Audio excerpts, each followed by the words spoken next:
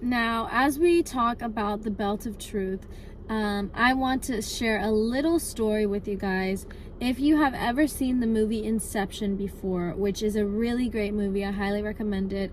Leonardo DiCaprio stars in it, and he has this ring that he spins, or it's like a top or something. And so the way he can tell that he's either in a dream or in the real world is by spinning the top or spinning what he has, and it spins a certain way in the real world versus the dream.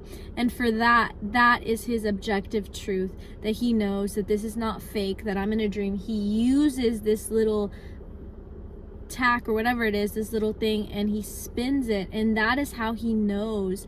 That is what he uses to tell truth from a lie. And so imagine that he did not have that. He would not be able to tell that he's in a dream. He would not be able to tell that this isn't reality or that this is reality. So it's so important that we have truths in our life that guard us, that allow us to have a foundation. And so when we talk about the belt of truth, we talk about something that goes around the waist, that holds everything together, holds the soldier's armor and different weapons and stuff. It holds it all together. Same thing with Christ. Christ says, I am the way, the truth, and the life. So he's saying that he is the truth, that his word is true. It says that God cannot lie.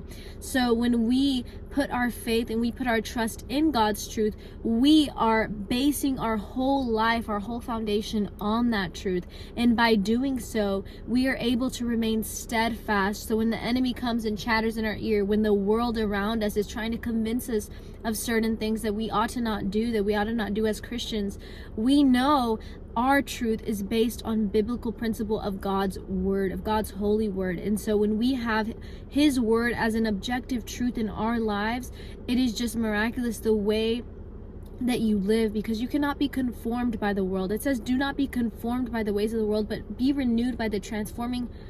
transformed by the renewing of your mind. And so when we talk about the belt of truth, we talk about remaining on God's word, standing firm on his word, because we know that when we listen to his word, there is life. But when we listen to ourselves, there is death, there is sin, there is so many evil things in this world that can tempt us, that can hinder our walk with God.